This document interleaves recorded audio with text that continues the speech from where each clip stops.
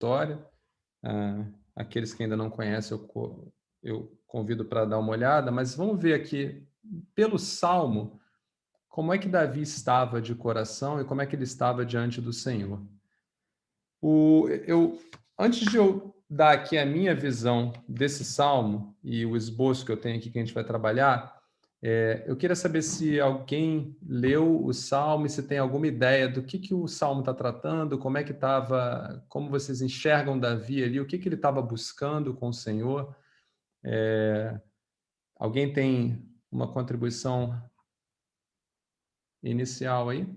Olha, eu vou dizer assim que me parece que vamos dizer, o arrependimento do Davi, ele era bem sincero, porque a estrutura toda desse salmo basicamente é o template do cristianismo, né? A única coisa que está faltando no salmo é Jesus Cristo salvar ele, para salvar ele como é com a gente, mas tem Espírito Santo, tem arrependimento, tem a fé submissa ao Senhor, toda a estrutura da nossa fé está descrita nesse salmo.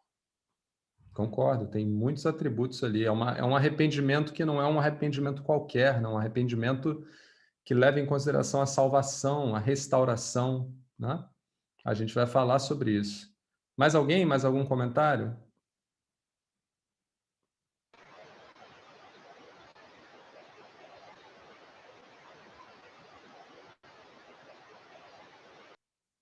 Matheus, se você desconectar, se você botar para falar, fala, cara. Se tiver comentário, pode fazer. Mais ninguém? Então posso seguir? Tá, como é que eu entendo esse salmo? Eu dividi esse salmo em algumas partes aqui, muito na linha do que o Thomas falou. A gente tem 5 etapas nesse salmo, essas etapas são bem encadeadas, né? A gente vai encontrar dentro desse salmo algumas estruturas que são importantes em orações desse estilo, que são orações de arrependimento, orações de confissão. Então a gente vai encontrar o apelo à misericórdia do Senhor, nós vamos encontrar o reconhecimento do pecado, e não só o reconhecimento do pecado, mas o reconhecimento da natureza que nos leva a pecado, a natureza pecaminosa. Tem atributos também do conhecimento de Deus, aqui servo que conhece ao Deus que serve, então ele acaba apelando para características de Deus, nós vamos falar sobre isso. Uma coisa que é muito importante nesse salmo, e o Thomas levantou bem, é o caráter de humilhação, de sinceridade de coração, de dor, e aí o reconhecimento da incapacidade humana de restauração, né? Davi reconhece que somente Deus pode fazê-lo capaz de agradá-lo, mas ele próprio, na sua carne, ele nunca vai conseguir. Nós vemos também atributos de retribuição de graça recebida, de alegria, e automaticamente atributos de colaboração, desejo de compartilhar com o outro, desejo de interceder pelo outro, tá? Então são atributos que a gente vai encontrar nessa oração. Fatiando agora esse sermão, eu vou pedir a atenção de vocês para os primeiros 2 versos. Os primeiros 2 versos, para mim, resumem o pedido de perdão, tá? A estrutura que eu enxergo é a seguinte: há um pedido de perdão a Deus, há um momento de confissão de pecados e reconhecimento da natureza caída. Depois, há um momento de turn, um momento de mudança de direção, que é aonde Davi entende que é o Espírito Santo quem o muda. E a partir desse momento, há um reconhecimento da obra do Espírito Santo, da obra de Deus na vida do homem, o reconhecimento também da total incapacidade do homem de ser justo na presença do Senhor. E o quinto ponto é a alegria da restauração. É quando aquele pecador se vê restaurado ou confia na restauração e, como consequência dessa restauração, isso desdobra em alegria que vai levar, que vai nos constranger a ajudar ao próximo, a fazer um trabalho que na palavra de Deus eu vou falar de dar frutos, tá? Então são esses 5 pontos que a gente vai cobrir hoje. O primeiro é o pedido de perdão, que está bem definido para mim no verso 1 e 2, que o texto diz assim, ó, tem misericórdia de mim, ó Deus, por causa do teu amor, por causa da tua compaixão, da tua grande compaixão, apaga as minhas manchas, as manchas da minha rebeldia. Lava-me de toda a minha culpa e purifica-me de todo o meu pecado. Então, aqui Davi já está, né, dando o mote desse salmo para Deus, que é Deus, eu preciso de pedir perdão. Do fundo da minha alma, eu preciso de pedir perdão. E aí ele vai levantar pontos aqui para a gente que são bem interessantes. Davi sabia qual era o pecado que ele havia cometido e ele sabia o que a lei da qual ele como eu posso dizer, a lei da qual ele devia obediência, ele sabia o que a lei dizia em relação aos pecados que ele tinha cometido, tá? Então, por exemplo, em relação ao adultério, né, a cobiçar a mulher do próximo, né? Em Levíticos 20:10, o texto diz assim: se um homem cometer adultério com a mulher do seu próximo, o homem e a mulher que cometeram adultério serão executados. Davi tinha conhecimento disso. Com relação ao assassinato, lá em Êxodo diz assim: quem agredir e matar outra pessoa será executado.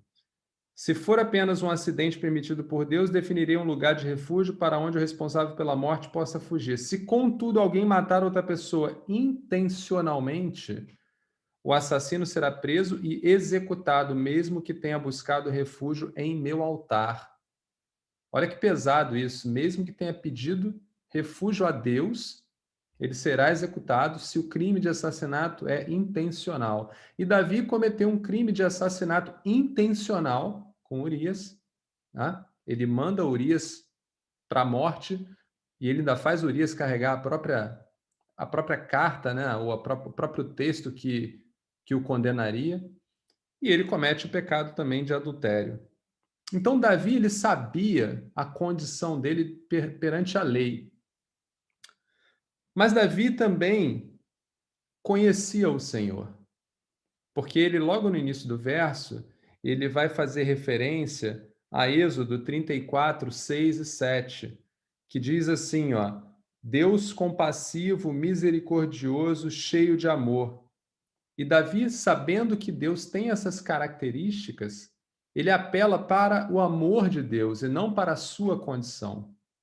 E aí ele coloca, lá no verso também 16 e 17, Davi também dá pistas do entendimento dele, tanto da condição dele, quanto do Senhor. No verso 16 ele diz, não desejes sacrifícios, do contrário eu os ofereceria. Também não queres holocausto. O que é isso? Na lei de Moisés, para cada um desses atos considerados pecados, Deus tinha estipulado alguns sacrifícios, né, que o homem ele apresentava no templo e seria purificado. E Davi sabia que para o que ele tinha feito, não tinha nenhum sacrifício possível. Então ele sabia disso. Mas ele também sabia que pelas características, pelos atributos de Deus, o que faz com que Deus olhe para o homem de uma forma misericordiosa não são os sacrifícios, e sim a natureza do sacrifício, a natureza do coração do homem, que é exatamente como Davi se comporta, se colocando com um coração quebrantado, um coração humilde e arrependido.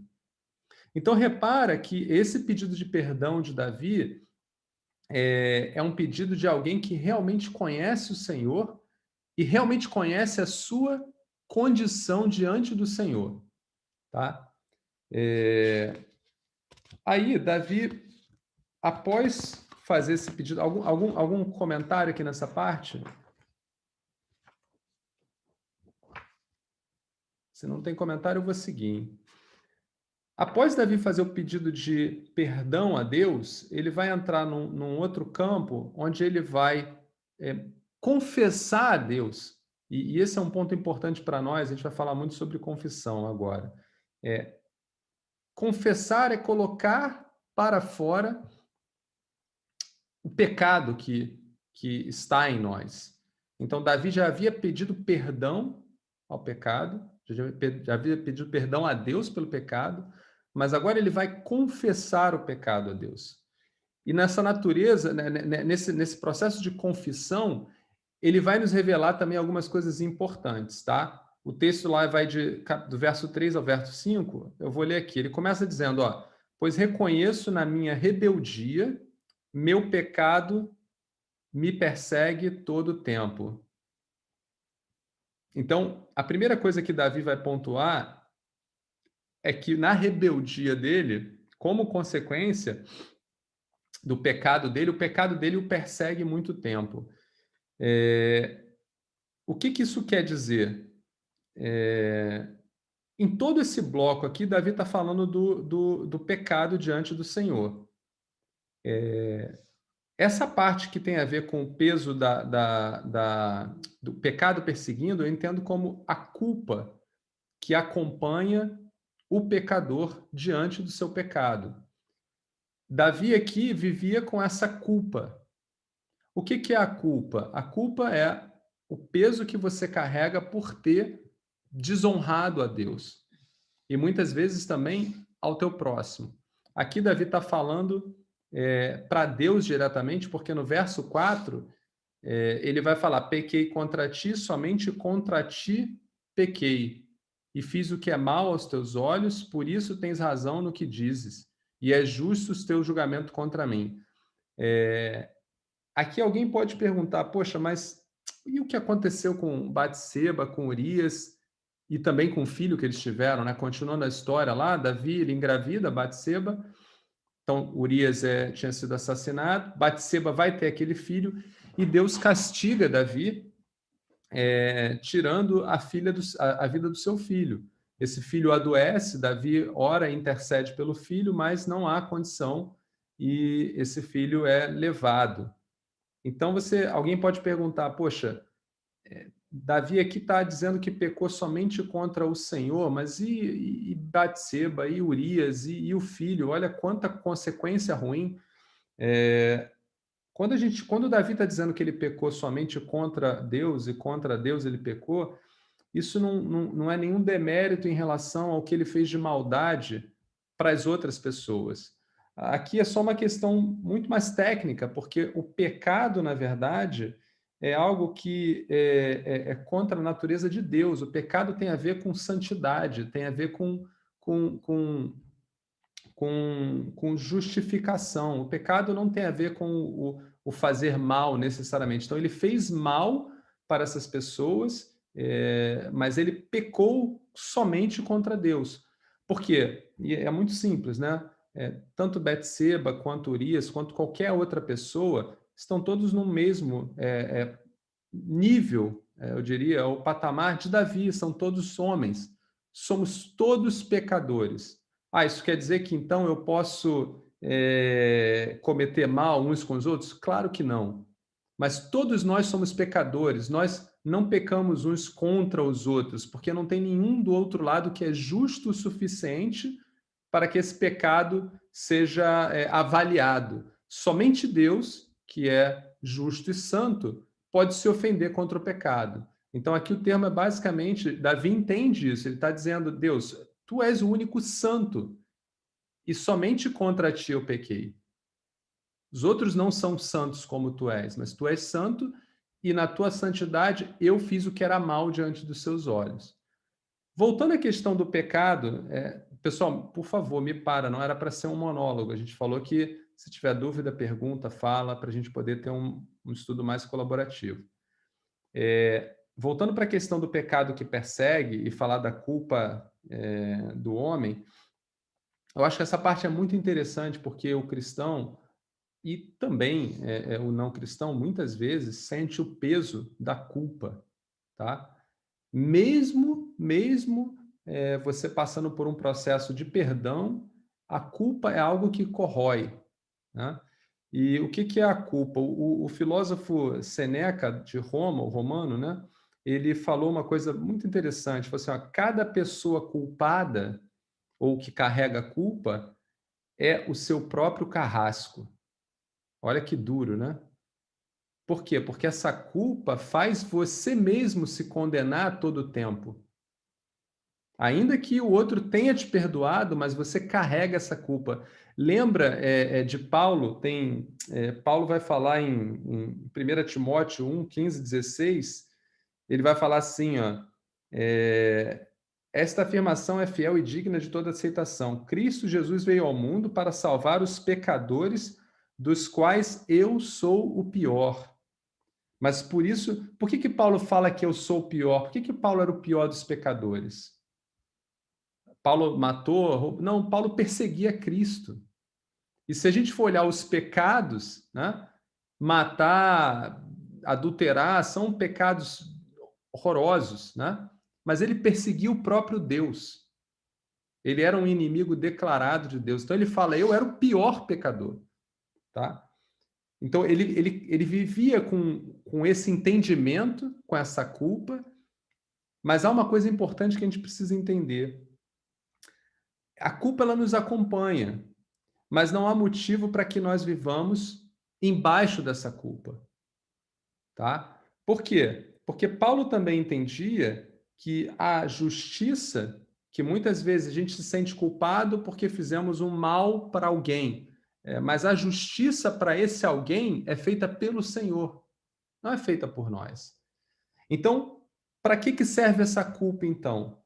Essa culpa, segundo MacArthur, que é um pastor que eu gosto, e ele fala algo interessante, ele diz assim, ó, a igreja está no mundo para dizer aos homens que eles são pecadores, para dizer aos homens que eles têm culpa real. Não é apenas uma culpa psicológica, psiquiátrica ou emocional, mas uma culpa real. Que culpa é essa que o MacArthur está falando? Culpa da nossa rebeldia contra Deus e, como consequência, muitas ações más que nós acabamos de fazer, que nós fazemos. Né? Então, assim, quando a gente reconhece que, por conta da nossa rebeldia, a humanidade ela acaba buscando atos de maldade, você, como cristão, você reconhece e você carrega essa culpa. E essa culpa ela é importante porque ela faz você ver uma coisa que Paulo vai falar, eu não li o texto todo de Timóteo 15:16, mas Paulo vai falar assim, ó, mas por isso mesmo alcancei misericórdia. Então, repare, ele viu o peso da culpa dele, o mal dos pecadores, mas alcancei misericórdia, para que em mim, o pior dos pecadores, Cristo Jesus demonstrasse toda a grandeza da sua paciência, usando-me como um exemplo para aqueles que nele haveriam de crer para a vida eterna. Ou seja, essa culpa é importante porque Deus usa isso, Deus mostra para a gente, olha, mesmo você, sendo o pecador que você é, carregando esse peso, eu consigo fazer de você vaso de bênção. Eu consigo fazer de você um vaso de honra, tá? Então, essa culpa que muitas vezes a gente carrega, ela faz parte dos nossos atos na carne, ela é importante para a gente ver a grandeza de Cristo na nossa vida, é importante para a gente ver o significado da graça que nos alcançou. Isso que o Bonhoeffer vai falar, que é um teólogo alemão, né? Vai falar que a graça não é barata. Ela é uma graça que Cristo nos dá de forma gratuita, mas ela não é barata. Por que ela não é barata? Porque ela vem exatamente carregada dessa culpa que nós temos. Nós somos culpados de Deus ter entregue seu filho para nos resgatar, porque isso aconteceu por conta da nossa rebeldia. Então, essa culpa existe. E é importante que a gente lembre dela a todo momento, para que a gente veja o tamanho da graça, não para que a gente viva, como eu falei antes, debaixo da culpa, mas para que a gente viva debaixo da graça. Até aí tá tranquilo, pessoal? Algum comentário?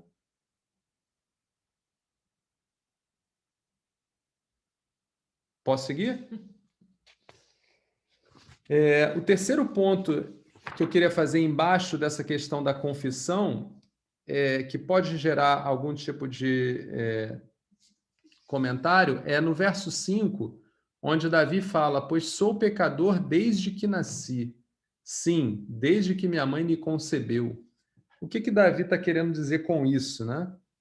Aí a gente tem uma questão teológica que eu acho que não cabe muito a gente discutir aqui, mas é importante pontuar, porque vocês podem passar por ela, o quanto nós somos pecadores, qual é a extensão da queda do homem, né, em nós hoje.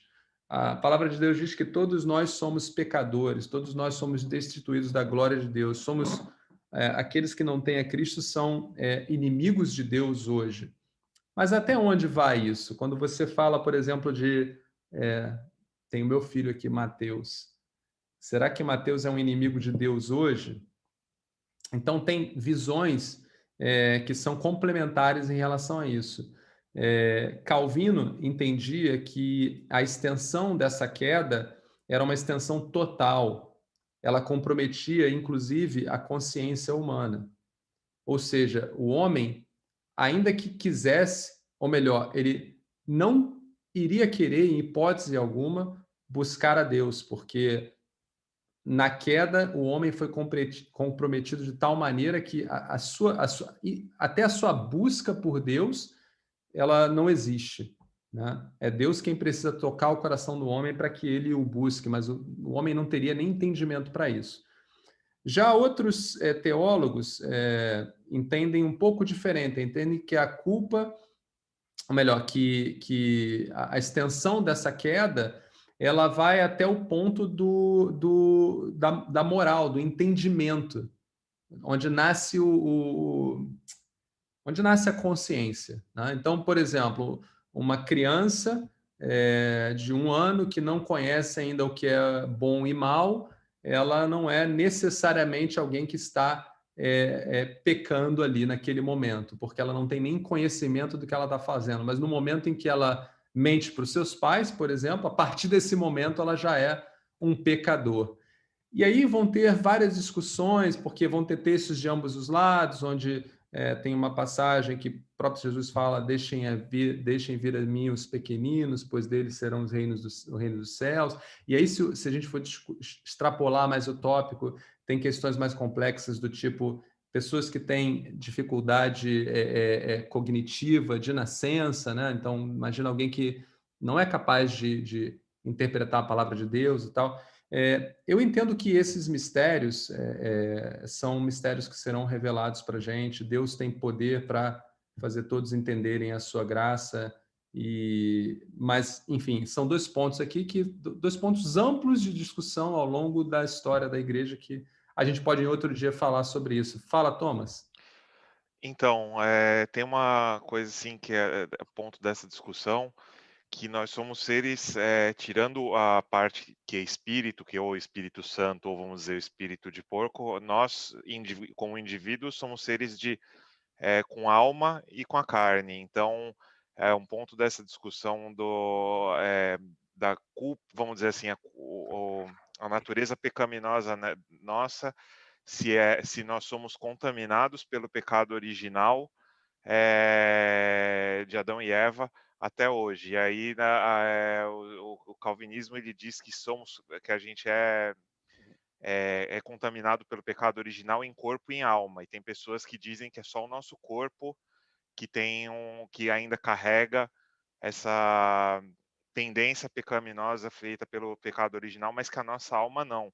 E É aí exatamente isso, Thomas. Só fazendo uma comparação aqui, quando eu falei consciência, as pessoas traduzem consciência como alma, e é exatamente isso. Então, a consciência aí seria a alma. Nem todo mundo tem o entendimento de alma, mas tem o entendimento de consciência.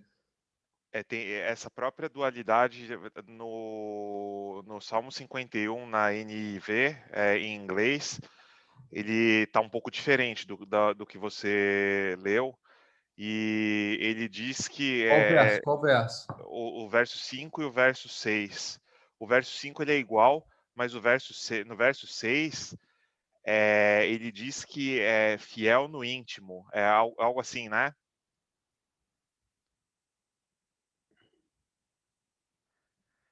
E na versão em... Me mostra no coração, a versão que eu li diz no coração me mostra, me mostra a sabedoria, no coração aqui seria no íntimo. Então, na versão da NVI, ele está dizendo bem assim, que no 5 ele diz certamente eu era pecador ao nascer, desde o momento que minha mãe me concebeu. Entretanto, aí no verso 6, entretanto, o Senhor desejou que eu fosse fiel até dentro do útero. O Senhor me ensinou a sabedoria naquele lugar secreto.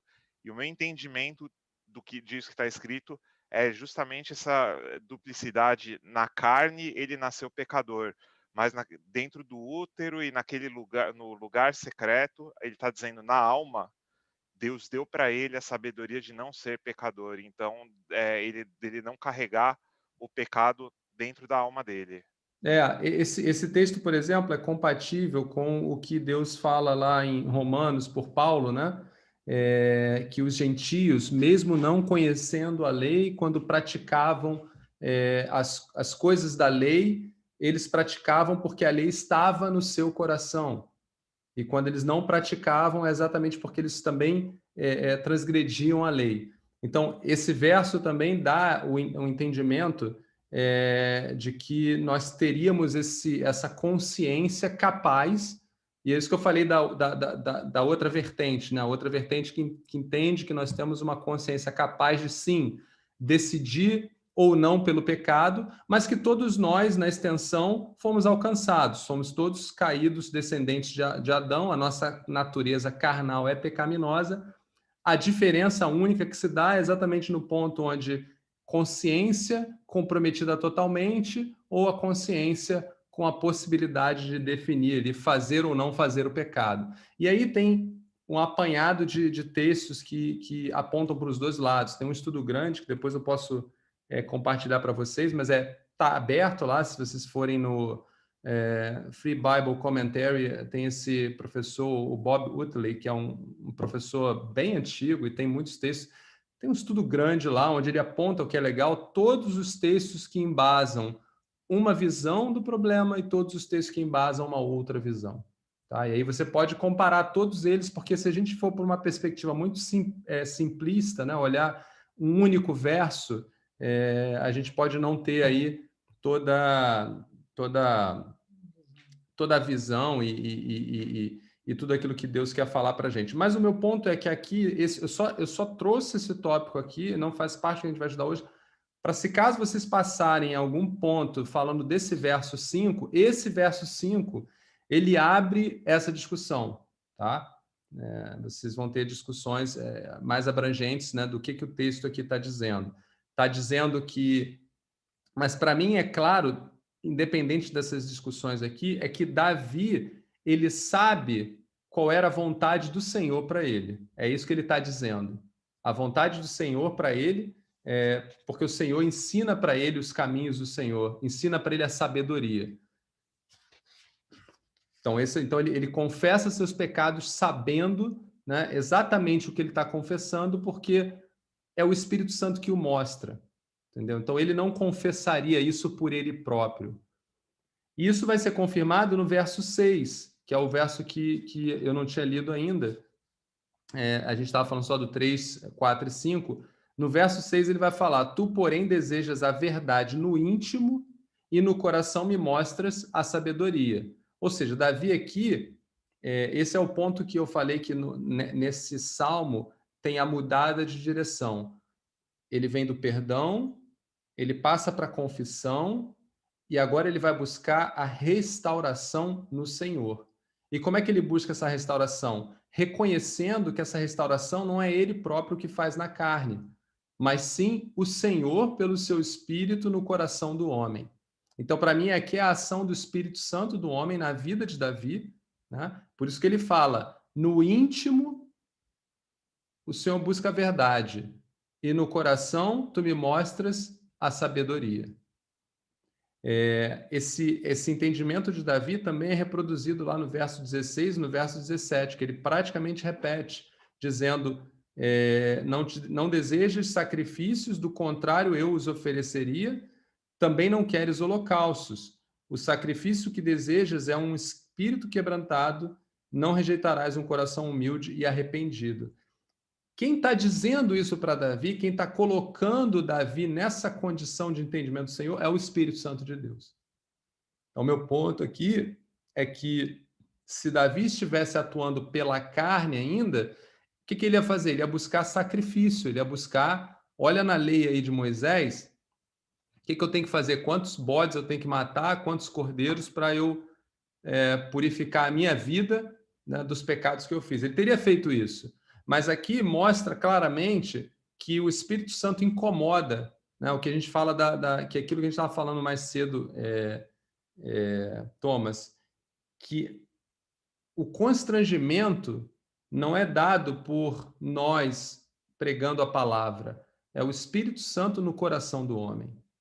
E é exatamente o que Davi está mostrando aqui. O Espírito Santo no coração dele mostra que ele é pecador e mostra que ele não é capaz. E aí ele vai mudar para o próximo ponto, que é o ponto da restauração. É onde ele, dos versos 7 até os versos 12, que a gente vai ver uma sequência de sentenças onde ele fala: Senhor, faz em mim porque eu não sou capaz. Faz em mim para que eu possa te agradar. Faz em mim para que eu possa... Então ele vai mudar, ele vai fazer essa dualidade entre o homem caído e o Deus restaurador. Então ele começa lá dizendo, 7, purifica-me da minha impureza e ficarei limpo. Lava-me e ficarei mais branco. Devolve-me a alegria e a felicidade. Permite que eu exulte outra vez. Não olhe para os meus pecados, ou não continue olhando para os meus pecados. Remove as manchas da minha culpa. Cria em mim, ó Deus, um coração puro e renova dentro de mim um espírito firme. Então, repara que são sentenças onde ele está dizendo, e esse é o meu entendimento, faz o Senhor em mim, porque eu não sou capaz de entregar essas coisas. Eu, Davi, não sou capaz de purificar a mim mesmo da minha impureza, eu não sou capaz de lavar-me dos meus pecados, de ter alegria em mim mesmo, não sou capaz de exultar, não sou capaz de olhar nem para os meus pecados, remover as manchas da minha culpa. Então ele está pedindo o Senhor que faça tudo isso, o Senhor que o restaure. E então eu pontuei aqui, Davi, enquanto está olhando para a sua condição de pecador, ele fala: faz a sua obra em mim, Senhor, porque eu não sou capaz. E está olhando para a sua limitação. Mas tem um outro lado interessante, que eu também quero abordar aqui. Quando ele está olhando na perspectiva do Senhor, ele diz: faz sua obra em mim, Senhor, pois eu não quero mais decepcioná-lo. Então aqui você pode ver também Davi mudando o rumo dessa oração para um rumo onde ele já recebe e reconhece a vitória na ação do Espírito Santo. E em reconhecendo essa vitória, ele fala: Deus, eu não quero mais fazer o que eu tenho feito, eu quero mudar a minha vida para te servir melhor, então faz essas coisas. Então são duas perspectivas que eu acho que é importante nós cristãos observarmos. Uma é, nós não somos capazes da autojustificação, e para isso precisamos depender do Senhor nesse trabalho na nossa vida. A outra coisa é, nós temos que, como Davi, querer essas coisas pelo Senhor, não por nós. É o que Davi também está colocando aqui. Eu quero alcançar essas coisas porque eu não quero mais te desapontar. Tá? Eu pulei de propósito o verso 11 e o verso 12, porque eles são dois versos interessantes para a gente trabalhar a parte. Porque no verso 11 ele fala assim, e todos eles estão relacionados a esse reconhecimento da sua incapacidade, da incapacidade humana, né? Mas o verso 11 ele fala assim: não me expulses de tua presença e não retires de mim o teu Santo Espírito. Essa também é uma questão que é muito usada e tem alguns estudos, né? O que é retirar o seu espírito, né? A palavra de Deus diz que o Espírito Santo ele convive com o cristão, com o servo, né? Aqui, provavelmente, Davi ele pode estar se referindo ao episódio anterior de Saul. Vocês lembram que Saul tinha o Espírito do Senhor, mas num dado momento o Senhor toma o Espírito de Saul por conta dos seus pecados. Então, Davi pode estar fazendo uma referência a isso, mas eu acredito mais que Davi aqui, na verdade, ele está, como o objetivo dele é viver uma vida que agrade ao Senhor, ele não quer mais cair, ele não quer mais se arrepender, ele está contrito a tal ponto de dizer: Senhor, faz a obra em mim para que eu te agrade. Quando ele fala, não te afastes de mim, ou não me expulse da tua presença, não retire de mim o teu Espírito Santo, ele está dizendo o seguinte: Senhor, se o teu Espírito for afastado de mim, eu não tenho condição mesmo. Eu preciso, o teu Espírito andando comigo é a única possibilidade que eu tenho de te agradar. Porque na carne, eu sei que eu não vou. Então aqui ele está, de uma forma, implorando ao Senhor que não se afaste dele. A minha linha aqui é mais lá em Romanos 1:28, quando Paulo fala, não sei se vocês lembram a história, né? Deus está falando que o homem é indesculpável de conhecê-lo, porque o homem consegue perceber a presença de Deus nas coisas criadas, e continua, e diz, e aí eles escolheram, né, as paixões do mundo, e aí continuam nessa progressão, e trocaram as relações, e enfim, depois foram piorando, até que chega um ponto que Deus fala, e Deus os entregou. Além do mais, né, o verso 28, além do mais, visto que desprezaram o conhecimento de Deus, ele os entregou a uma disposição mental reprovável para praticarem o que não deviam. Então eu entendo que Davi está aqui nessa linha. Davi está aqui, olha, se eu tiver sem o teu espírito comigo, o mesmo espírito que me mostrou o meu erro e que me pede agora, que me faz te adorar, se esse espírito não está comigo, eu vou estar vivendo de acordo com a minha própria vontade, e isso vai me levar para o mesmo lugar onde eu estava antes. Isso vai me fazer exatamente aqui, ó, eu vou praticar aquilo que eu não devia e o que eu não queria praticar. Então acho que Davi está aqui pedindo, não faz isso comigo. Não retire de mim o teu Santo Espírito, não retire a tua presença de perto de mim. Alguém tem alguma observação, algum comentário diferente nesse verso 11?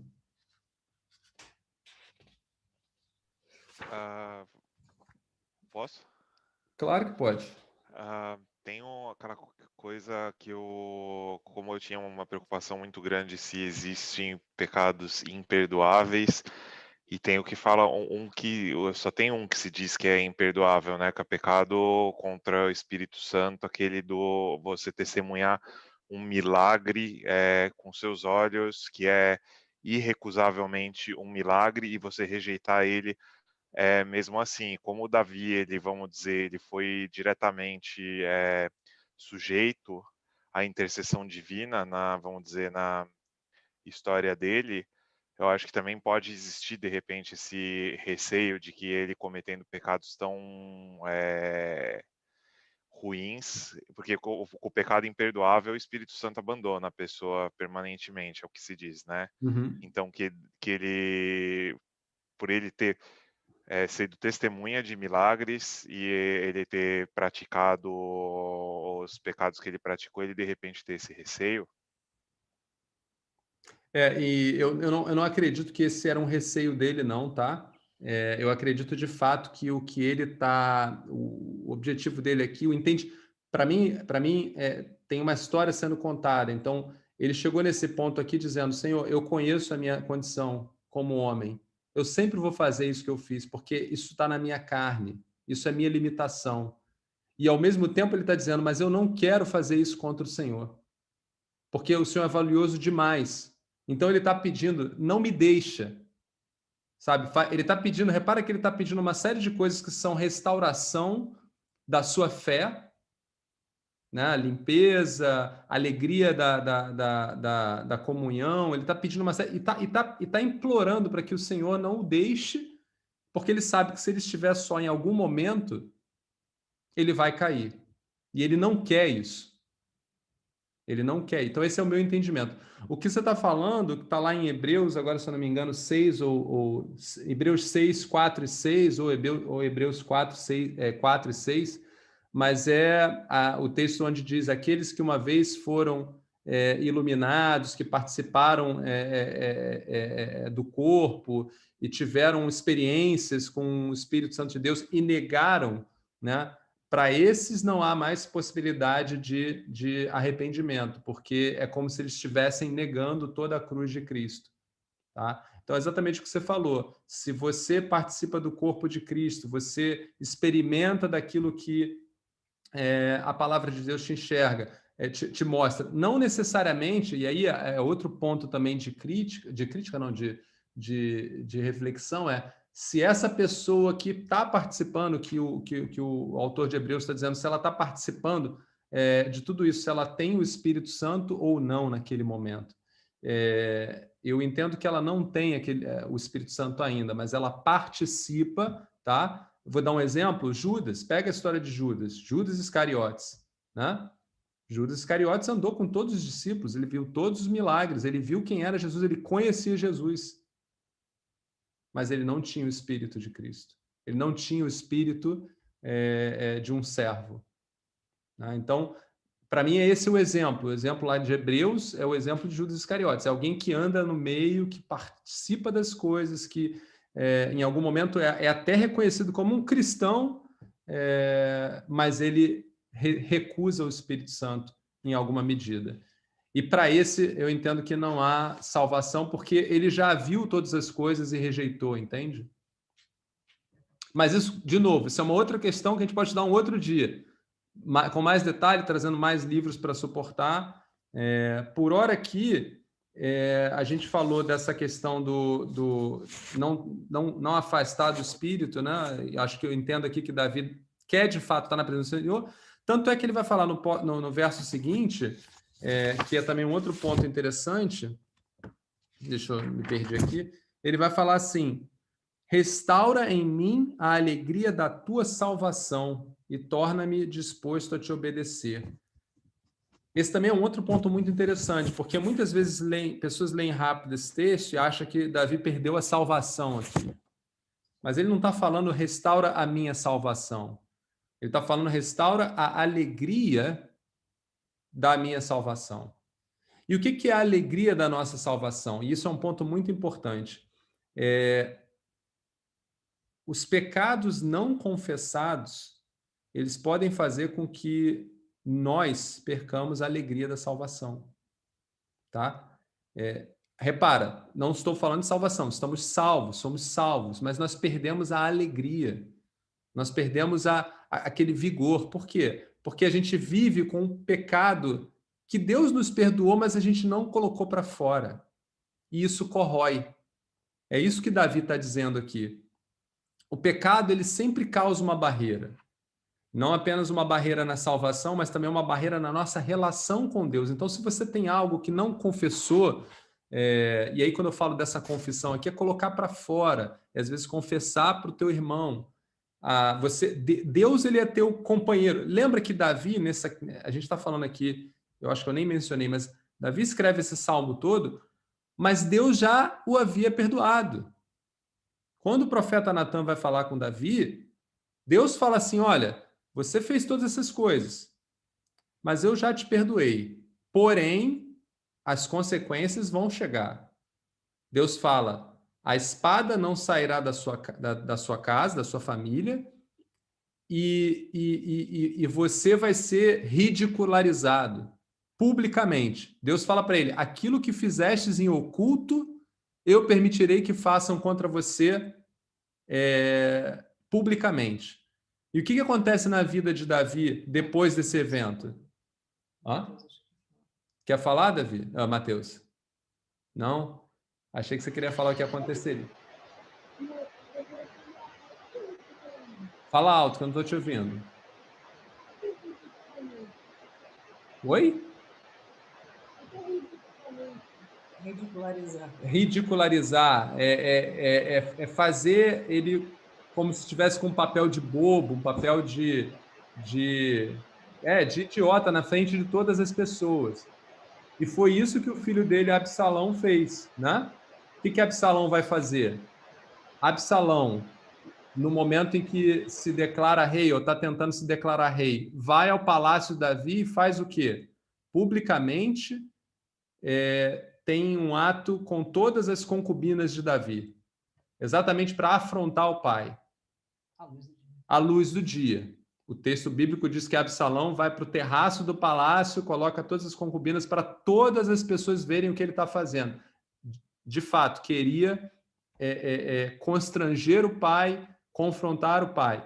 Não só isso, quantas Absalão mesmo tenta usurpar o reino do pai. Amnon, que é um dos filhos de Davi, vai estuprar a irmã, que depois vai ser morto. Então, a espada não se afastou da casa de Davi e ele foi ridicularizado, tá? Mas ainda assim, Davi sabia que ele havia sido perdoado. Ele sabia que havia sido perdoado. Mas ele queria o quê? A alegria da salvação. Eu sei que eu fui perdoado, eu sei que eu estou salvo, mas eu não me sinto alegre. Por isso eu estou confessando, Senhor, por isso eu estou colocando para fora. Eu preciso confessar. Então, se confessarmos, se a gente ler lá em João, 1 João 1,9, o texto diz assim: se confessarmos os nossos pecados, ele é fiel e justo para perdoar os nossos pecados e nos purificar de toda a injustiça. Tá? O ato de confessar pecados é um ato que nós, como cristãos, fazemos muito pouco. E eu estava conversando com a Gabi esses dias, nós temos que aprender a fazer mais, porque você vive com esse sentimento dentro de você que quer colocar para fora aquilo, porque Deus já te perdoou, você está, eu diria, certo com Deus, como é que você fala? Você está religado com Deus, você está salvo, mas aquilo que você carrega tira a tua alegria. E Davi está falando aqui da alegria, não está falando da salvação, mas está falando da alegria da salvação. E aí, Davi, depois que ele pede tudo isso por um propósito, que é exatamente, uma vez restaurado, o que ele fala para o Senhor, lá no verso 13? Então, uma vez restaurado, então, ensinarei teus caminhos aos rebeldes e eles voltarão a ti. Perdoa-me por ter derramado sangue, ó Deus da minha salvação, então com alegria anunciarei a tua justiça. Abre meus lábios, Senhor, para que minha boca te louve. Tá? Se a gente continua lá no verso 18, no verso 19, ele agora já está intercedendo agora pelo povo.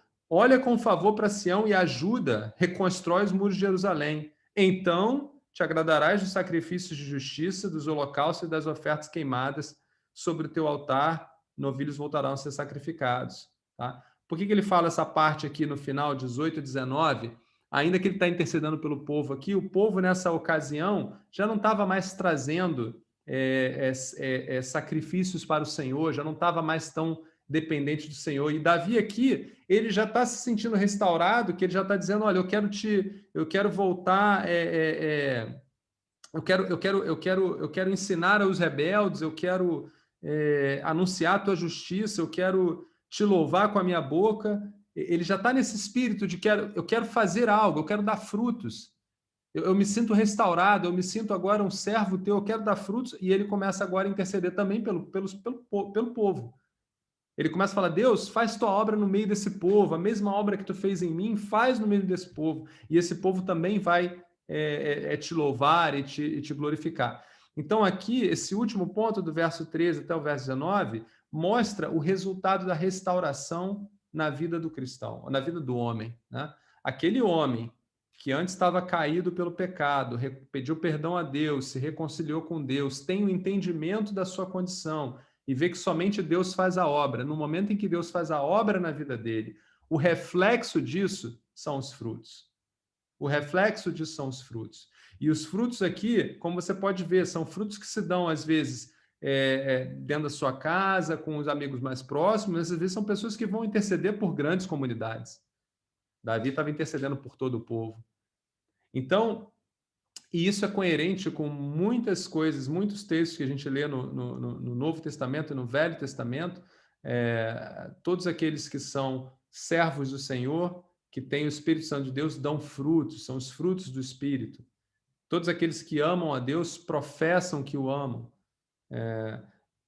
A gente sabe que o cristão ele precisa dar frutos, mas a condição para que para que a gente venha dar frutos é exatamente essa: é eu ter a certeza da minha salvação, é eu ter alegria nessa salvação, é eu ter essa confiança, e aí essa alegria se transforma em gratidão e essa gratidão se transforma em trabalho.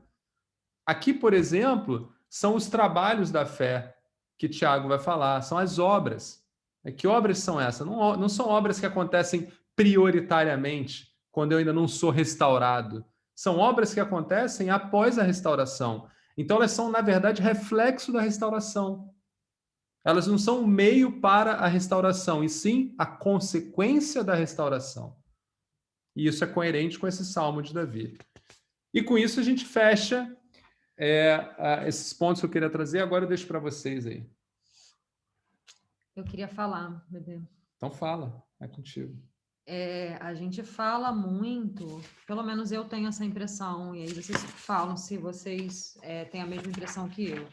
A gente fala muito dos frutos do Espírito, da restauração, mas fala pouco do arrependimento, que é o primeiro passo, né? E não é a gente, né, de uma hora para outra que, agora eu vou me arrepender. Não, a gente está numa busca, a gente entende que é o caminho que a gente deve buscar.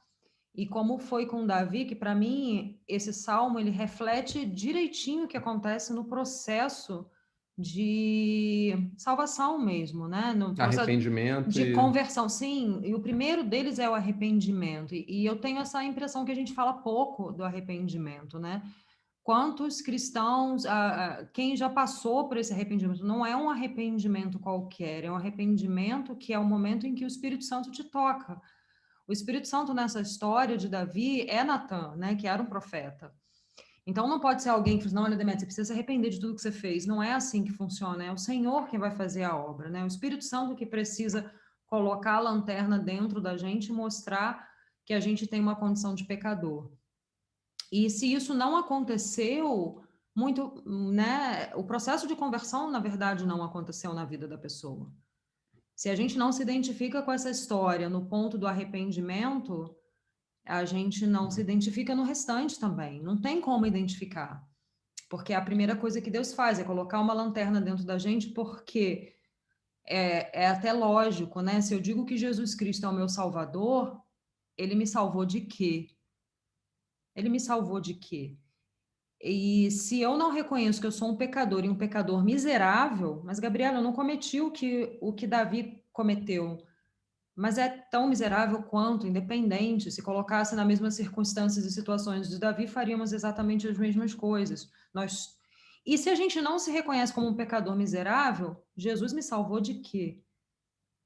E acho que o teu ponto é o ponto que o Thomas ficou aberto lá, né? A gente acabou não passando por ele, Thomas, que será que todos nós temos que passar por situações como a de Davi para poder enxergar verdadeiramente a nossa condição e quão grande é o nosso Deus?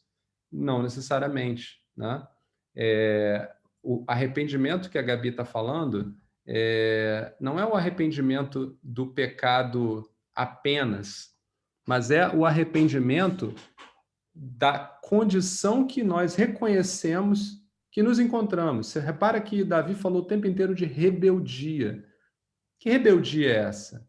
É rebeldia contra o propósito de Deus na vida do homem. Então, quando um homem comete um pecado, o pecado é só a consequência de algo que veio antes, que é a rebeldia contra Deus. Então, vou dar um exemplo. Vocês conhecem provavelmente a história de Jó. Jó era o oposto de Davi, né? Jó não teve um pecado direto de adultério, assassinato. O livro de Jó começa dizendo que ele era um homem justo e bom, né? Jó orava pelos seus filhos. Inclusive, quando Jó sofre todas as perdas e as consequências da trama, ele dá glórias a Deus. né? Tem uma frase linda, né, que ele fala do pó, nu do pó eu vi, do pó voltarei, que louvado seja Deus. E aí você fala assim, poxa, coitado de Jó, né? Coitadinho de Jó. Mas aí, ao longo da história de Jó, quando aquela conversa acontece entre os amigos dele, num dado momento, Jó vira e fala, poxa, mas se eu era bom, por que Deus fez isso comigo? Aí, nesse momento, a gente entende o que é rebeldia. O que Jó faz nesse momento? Nesse momento, Jó se coloca numa posição que não pertence a ele.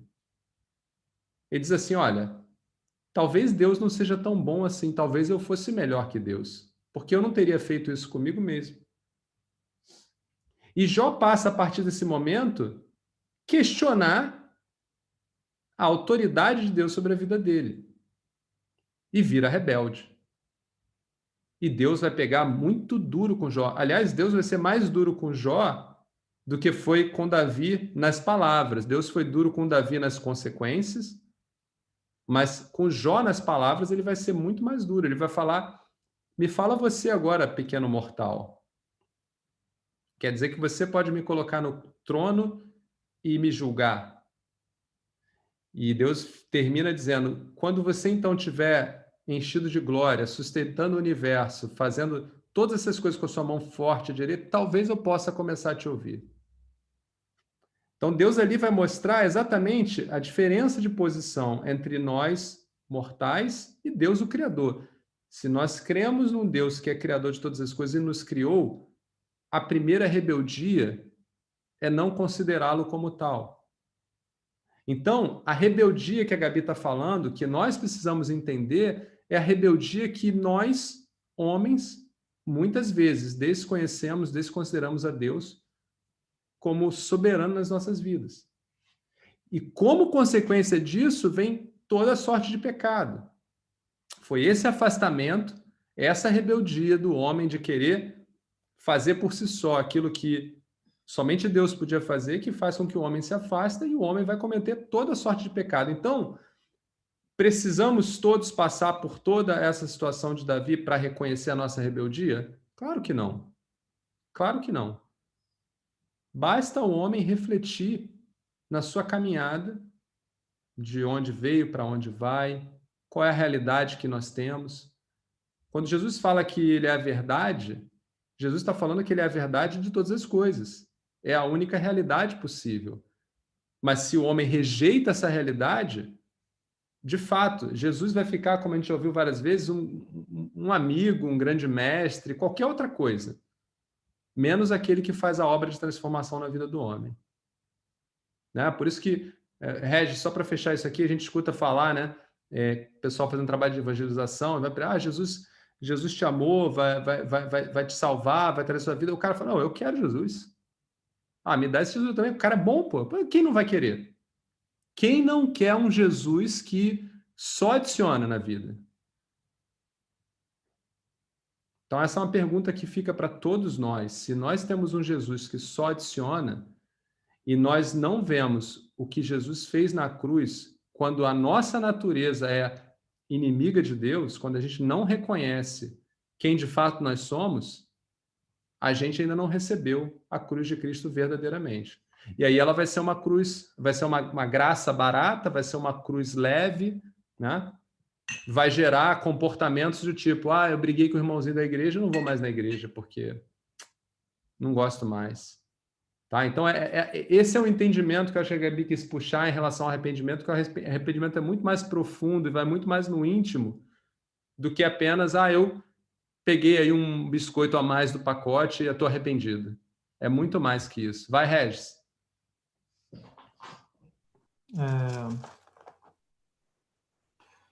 Alguns irmãos estudiosos da palavra, eruditos, entendem que provavelmente esse salmo, essa história se passou quando ele tinha cerca de 50 anos já. E É muito impressionante, porque como você compartilhou no começo, ele era um homem que tinha muito conhecimento da palavra, né? Você citou o conhecimento dele sobre a lei com respeito ao adultério, né? Você citou os versículos que ele faz referência à própria lei. E quando Natan está falando para ele das ovelhas, ele cita a lei de novo, porque ele fala assim, tem que ser restituído 4 vezes. Isso Exato, exato. é puramente a lei. Ele Então, fala na lata, né? Ele não. ele estava, então assim, é um homem que era cheio da palavra do Senhor, maduro em Deus, né, que amava a Deus, e ele abaixou a guarda e pecou. E nos mostra, né, quem nós somos, né? Não mostra quem ele é, nos mostra quem nós somos. Somos como ele. Então, o que eu queria compartilhar é que bênção receber essa frase que ele recebeu de Natan, que fez tremer o ser dele, né? Tu és o homem.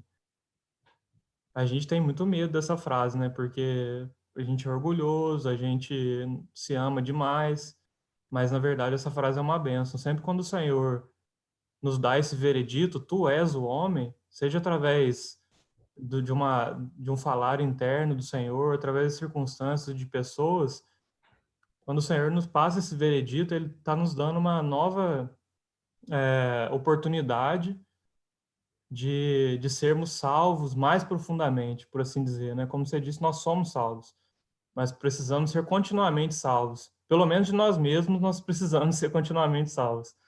Então, que bênção que é para nós recebermos esse veredito do Senhor e que possamos reagir como Davi reagiu, né?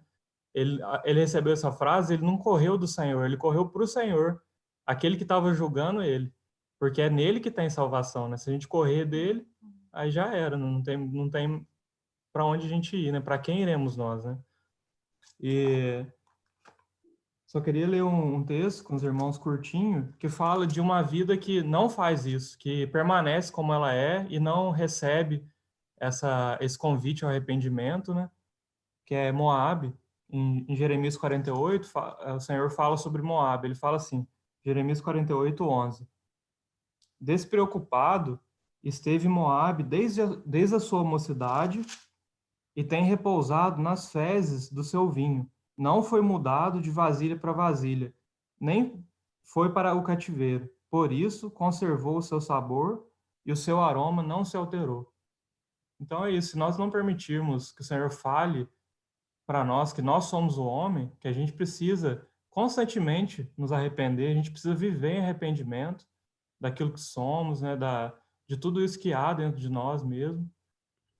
Se a gente não permite que o Senhor faça essa transformação nas nossas vidas e nos julgue a cada dia para formar Cristo em nós e nos diminuir, a gente vive uma vida medíocre, repousando nas fezes do nosso vinho, né?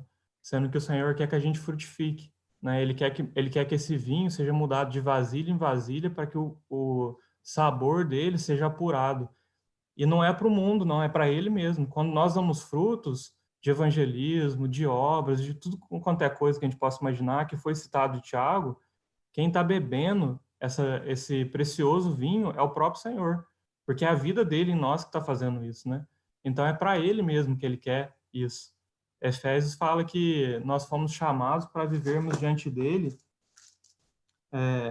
nos escolheu nele antes da fundação do mundo para sermos santos e irrepreensíveis perante ele e em amor. Então é maravilhoso o chamamento do Senhor, né? Se a gente esquiva disso e permanece no próprio cativeiro, protegendo a nossa carne, não nos expondo ao julgamento do Senhor, daquilo que ainda há no nosso coração, então a gente, infelizmente, violenta contra a própria alma, né? Como Provérbios diz, ao invés de encontrar o Senhor, que significa encontrar a vida. Eu esqueci de mencionar aqui, mas eu ia fechar e vou mencionar agora que você pontuou bem. Quando a gente não reconhece isso, a gente não está no caminho, né? Mas quando a gente reconhece, olha o que o Salmo 32 diz, que é um salmo que muitas vezes é lido junto com o Salmo 51, tá? Também é um salmo de Davi. E ele diz assim, ó: como é feliz aquele cuja desobediência é perdoada, cujo pecado é coberto. Sim, como é feliz aquele cuja culpa o Senhor não leva em conta, cuja consciência é sempre sincera. Enquanto me recusei a confessar meu pecado, meu corpo definhou e eu gemia o dia inteiro. Dia e noite tua mão pesava sobre mim. Minha força evaporou como água no calor do verão. Finalmente, confessei a ti todos os meus pecados e não escondi mais a minha culpa. Disse comigo, confessarei ao Senhor a minha rebeldia e tu perdoaste toda a minha culpa. Portanto, todos que forem fiéis, orem a ti enquanto há tempo, para que não se afoguem quando vier a inundação, pois és meu esconderijo, tu me guardas da aflição e me cercas de cânticos de vitória. Lindo, né? E aí no finalzinho aqui do Salmo tem uma poesia que ele vai ler, né? Que ele vai falar, o Senhor diz, eu o guiarei pelo melhor caminho da sua vida, lhe darei conselhos e cuidarei de você. Não sejam como o cavalo ou a mula que não têm entendimento e precisam de freios e rédeas para ser controlados. O perverso tem muitas tristezas, mas o que confia no Senhor é cercado de amor. Portanto, alegrem-se no Senhor e exultem, todos vocês que são justos. Gritem de alegria todos vocês que têm coração íntegro. É lindo, né? Então, isso é exatamente aquilo que Davi experimentou e viveu após confessar o seu pecado de uma forma muito íntima, muito sincera diante de Deus, né? Ele experimentou exatamente isso, né? Alegria do Senhor, alegria no Senhor. Salmo 32. Gabi vai botar referência. Para vocês, depois quiserem, eu tenho... Quem quiser livro de referência para estudar e tal, eu tenho alguns aqui, eu ia mostrar aqui, mas não vou fazer merchan, não. Só me pedir no privado, eu empresto, tá? Alguém tem mais algum comentário? Não, só uma pergunta, os livros são em português? Tem um em português que é muito bom, Zan, que é esse aqui, ó. Que, na verdade é uma Bíblia, tá? Aham. Mas esse aqui é bom pelo seguinte, ele é um dicionário hebraico e grego. Preciso. Quer que eu leve domingo? Mas eu acho... Você me dá o nome? Porque eu gosto sempre de... Mas aí você vai ter que ir lá no Brasil buscar. Eu mando meu pai comprar. Tá bom, tá bom. Obrigada. Mas o legal dele é que ele marca todas as palavras do texto, e aí quando você quer saber, poxa, eu quero ver essa palavra aqui no original para ver qual era a representação e tal, Isso. ele traz tanto no grego quanto no hebraico. Muito obrigado, me interesso bastante. Esse é o que tem em português, né? Esse é uma Bíblia em português que tem essas referências todas, é chamada palavra-chave. Tá bom, obrigada. E aí? Thomas, valeu, Thomas? Passou lá pelo menos pertinho lá de algumas dúvidas? Passou sim, obrigado. Que bom, que bom. Louvado seja Deus. Eu achei também muito precioso, irmão, que o Senhor falou para nós, né, essa noite, a questão da culpa que você colocou, né, da gente refletir nessa culpa que nos acompanha, né, a cada dia, né, a gente faz alguma coisa que às vezes para o mundo a pessoa fala, não, mas você está preocupado com isso, tem nada a ver. Mas aquilo para nós fica dias nos perturbando, né, vai da sensibilidade de cada um ao falar do Senhor, né. Coisas pequenas podem ser enormes, né, dependendo do quão nós ficamos tristes de ter ofendido aquele contra quem pecamos, né? Exatamente. Mas achei muito precioso você lembrando que a reflexão da culpa é para que nos leve a apreciar a graça. E daí eu pensei também que pensamos muito na disposição de Jesus por ter morrido por alguém como nós, né, pela graça dele.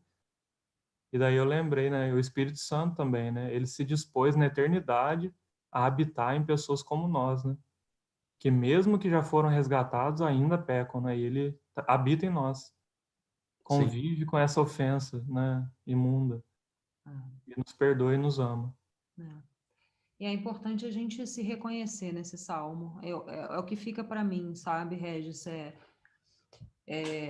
a gente ter esse processo, né? Então, se por acaso tem alguém que, Gabriela, eu não me reconheço nesse processo, e Deus está dando a chance hoje de você se reconhecer como pecador, e no seu quarto orar e pedir, reconhecer que Jesus Cristo, só Jesus Cristo é o caminho, e que ele pode te salvar. Que é exatamente isso, o primeiro passo é esse arrependimento, né? Esse reconhecimento de você como pecador. Logo no início do ministério de Jesus, ele dizia: arrependei-vos, porque é chegado o reino de Deus. O reino de Deus o reino dos céus era ele mesmo, né? Ele mesmo tinha chegado. E esse arrependimento não é arrependimento de, eu botei uma blusa preta, podia ter posto uma blusa azul. Não, é arrependimento da sua condição. E se você não reconhece essa condição, ore ao Senhor no seu quarto e peça a Ele para que ilumine com o Santo Espírito e te leve à conversão. Porque nada disso que a gente está fazendo aqui é importante para a sua vida se você não tem esse processo. O importante é esse processo, é o processo de reconhecer a sua condição, voltar o seu caminho para o Senhor, que é a única verdade, é o único caminho, que é Jesus Cristo. Isso é o mais importante. Nada mais é importante. Então, agora a gente vai ter uma comunicação e vai ter o Matheus cantando, Matheus? Vamos Podia colocar falar uma música. coisinha antes O de Thomas vai encerrar? falar. Só queria falar também para meus irmãos e para minhas irmãs que, assim, processo de arrependimento, se a gente está inseguro de quais são as nossas culpas, a gente pode pedir para ele lembrar a gente quais são as nossas culpas, o que a gente pecou. Eu garanto para vocês, ele lembra a gente e às vezes coisas que a gente nem julgava que era pecado. E dependendo da quantidade de pecados que a gente fez, dói muito, é muito difícil de carregar e passar por esse processo de se arrepender, mas quando ele vê o nosso arrependimento, ele também dá para a gente as forças da gente carregar eles e segurar esse peso, não estando sozinhos. Perfeito, Thomas. Eu me identifico muito, acho que todos nós que passamos por isso, o crivo é muito alto. É no detalhe. Deus fala na palavra dele em João, Deus não habita nas trevas. Deus é luz. E é no detalhe, é no detalhe. Não há nada que fique, entendeu? Então, é porque o Espírito Santo ele constrange, ele incomoda. E aí a gente precisa, assim, de fato, é o que você falou, confiar que o Senhor está junto, porque Ele sustenta no momento porque é pesado, o homem não é capaz de se enxergar, nós não somos capazes. Paulo vai falar que, quando ele está falando em Romanos 5, da lei que habita nele, que ele tenta fazer o bem e não consegue, e o mal ele faz o tempo inteiro, chega uma hora que ele fala: maldito homem que sou, que estou preso a esse corpo. Tá? E essa expressão ela tem muito a ver com o que acontecia numa das mortes romanas. Na época, eles prendiam um corpo apodrecido no lado de um corpo de um prisioneiro, de alguém que era um criminoso. E esse criminoso ele morria por conta da contaminação do outro corpo, que era um corpo morto. Ou seja, aquele corpo morto comia literalmente a vida daquele corpo vivo. E essa é a reflexão que Paulo faz em relação ao pecado em nós. Ele vai comendo o homem, literalmente, e quando Deus nos limpa, limpa no detalhe, como você falou. É no detalhe, não fica nada. Gabi, vou botar uma música para a gente ouvir e a gente depois vai passar para a Ju, né, Ju? Você quer falar? E ela já encerra, né? Aí você encerra, tá bom? Então vamos ouvir essa música que... Calma aí, só já que ela vai encerrar, antes de. Eu Então só passo queria para só- você. Tá, então passa para mim. Passo para você e para a Ju, tá bom? Vamos ver essa música aí que a Gabi vai botar aí, que eu ia cantar, mas vou cantar não, que a voz é muito bonita.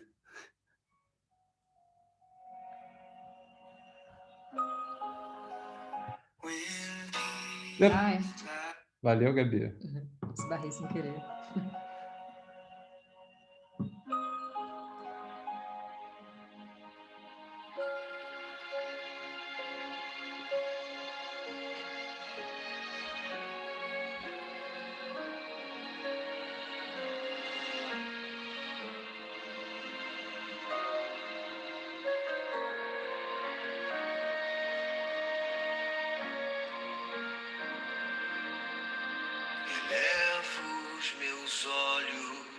para os montes, de onde me virá o socorro. O meu socorro vem do meu Senhor, que criou os céus e a terra.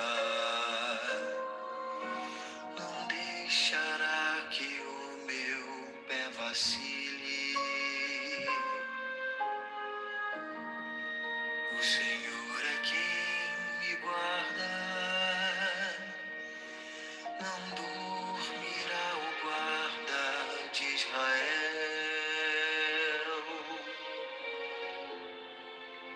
pois Ele é o meu socorro. O Senhor é quem me guarda, é minha sombra direita. Ele guarda minha alma, me protege contra o mal. Ele guarda a minha entrada e a minha saída, desde agora e para sempre.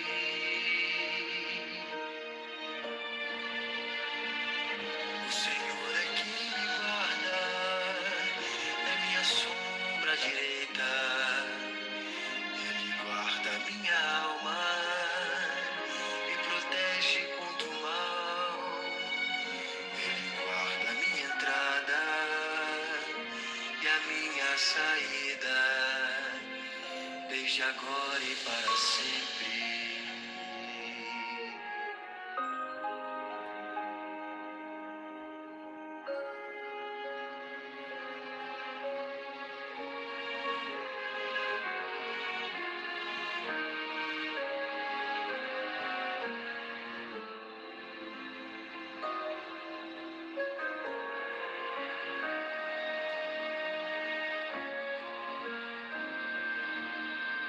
Elevo os meus olhos para os montes, de onde me virá o socorro. O meu socorro vem do meu Senhor, que criou os céus e a terra. Não deixará que o meu pé vacile. O Senhor é quem me guarda. Não dormirá o guarda de Israel,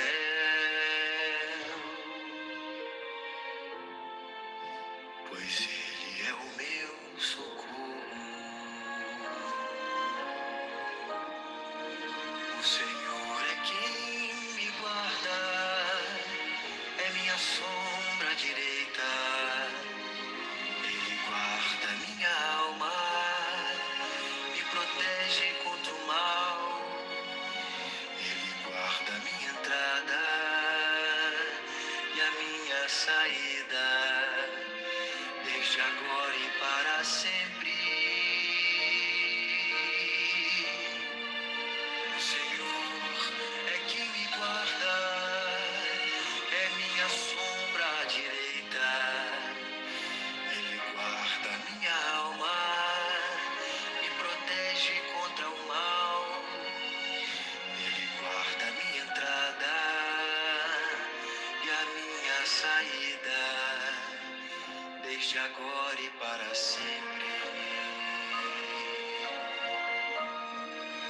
O Senhor é quem me guarda, é minha sombra direita. Ele guarda minha alma, me protege contra o mal. Ele guarda minha entrada e a minha saída, desde agora e para sempre. Ele guarda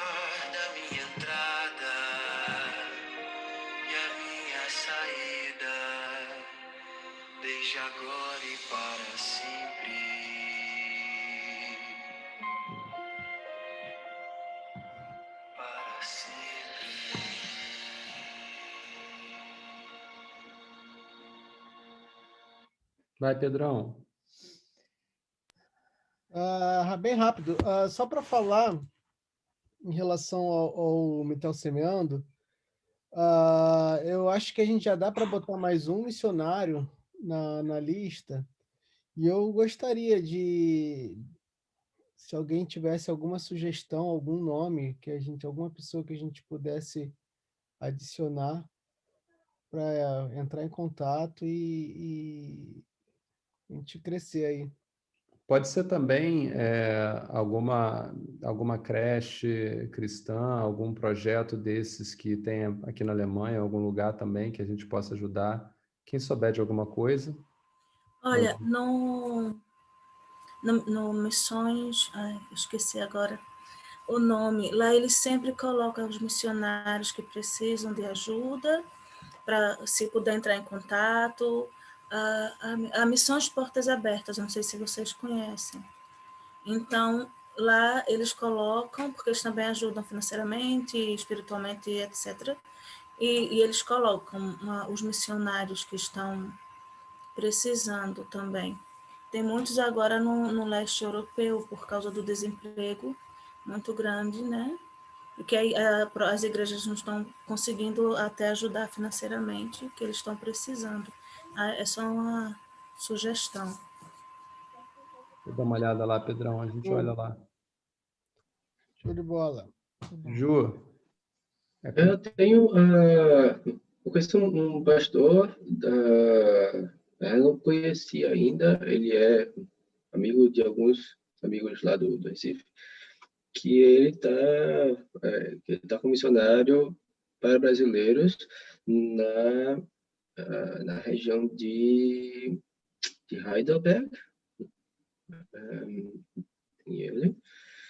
e tem também um pastor que ele não está como missionário, ele é sérvio e casou com uma mulher lá do Recife, que estava lá na minha igreja lá no Recife, e eles voltaram para a Sérvia. Eu sei que eles estão com algum problema financeiro, inclusive, mas aí seria bom conversar com ele para entender qual é a situação exatamente dele. Do Daniel, casal. se você conseguir descobrir e souber o que a gente pode ajudar, cara, faz esse trabalho como ponte aí e traz pra gente. Certo. Se a gente puder ajudar, é o mínimo que a gente pode fazer.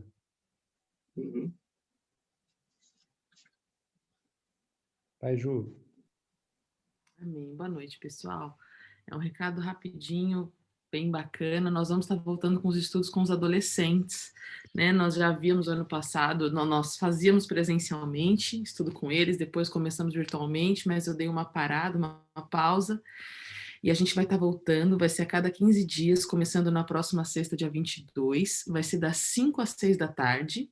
A gente vai conectar todas as maiores informações, eu vou mandar para os meninos através do grupo de WhatsApp, mas só para informar os irmãos e principalmente aos pais, que a gente vai estar voltando com força aí nesse trabalho com eles, e peço também a oração dos irmãos, pela vida desses adolescentes, pela nossa vida, para que o Senhor nos use para abençoá-los.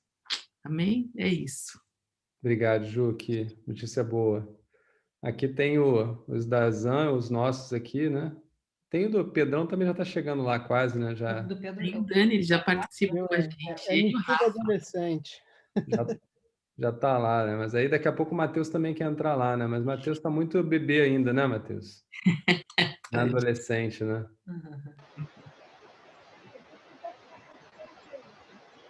Não dá para ouvir, não.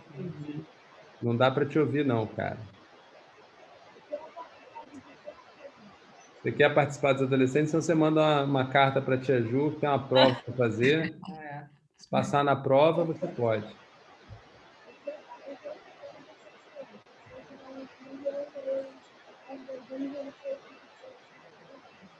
Cara, eu não estou te ouvindo, não. Tá muito ruim. Você tem que melhorar teu fone aí.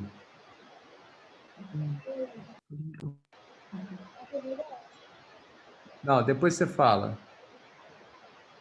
Meninos, vamos orar para a gente encerrar. Daqui a pouco tem um negocinho ali, né, Felipe? Felipe já está até preparado ali. Então, vamos orar agradecendo a Deus por esse estudo de hoje. que Ele nos abençoe a nossa semana. E é isso, eu vou orar.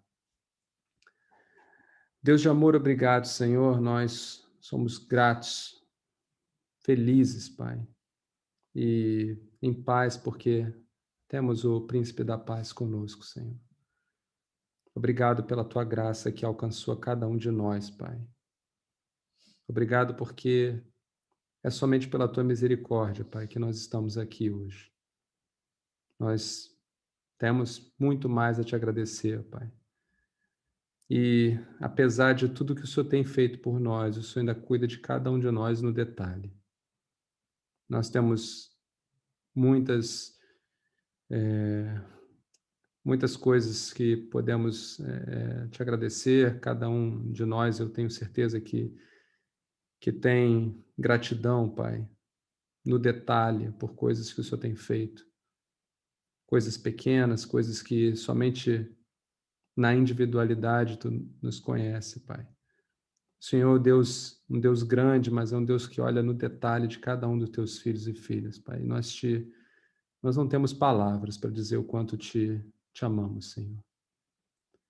Nós queremos Te pedir perdão pela nossa natureza, Pai, que nos leva a pecar, pela nossa rebeldia, Pai. Perdoa os nossos pecados, perdoa cada momento que nós somos rebeldes diante do Senhor. E nos conduza, Pai. Eu Te peço que Teu Espírito Santo fale cada dia mais alto na vida de cada um de nós, Pai. Nos molde de acordo com a imagem e semelhança do Teu Filho, Pai. Tudo que Ele nos ensinou, tudo que Ele nos mostrou, Pai. Que o Teu Espírito Santo molde-nos, trabalhe as nossas vidas para que a gente possa ser cada vez mais pertencentes da mesma família cristã, pertencentes do corpo de Cristo, Pai. Eu Te peço que abençoe a nossa vida nesse final de semana, que possamos estar juntos numa próxima oportunidade e que a Tua palavra lida hoje, Pai, compartilhada, ela faça morada nos nossos corações. Que a gente guarde a Tua palavra nos nossos corações para que a gente não venha a pecar contra Ti, Senhor. Em nome de Jesus. Amém. Meninos, boa noite para vocês. Um ótimo final de semana.